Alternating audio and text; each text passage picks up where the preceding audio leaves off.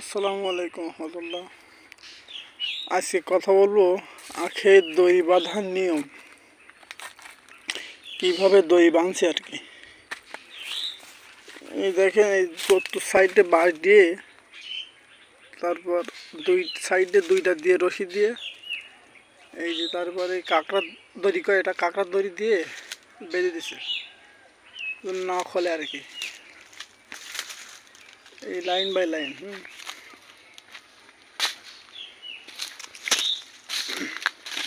Line by line বেঁধে দিছে।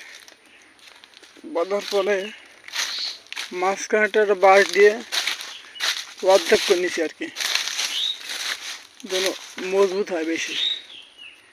এই দেখেন, এখান থেকে বাড়িতে ওইদিকে একটা লাইন চলে গেছে, এই সাইডে এইদিকে একটা লাইন আছে, ওই দেখেন।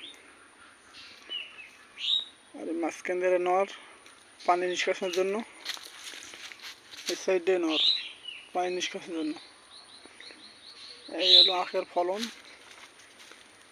আলহামদুলিল্লাহ।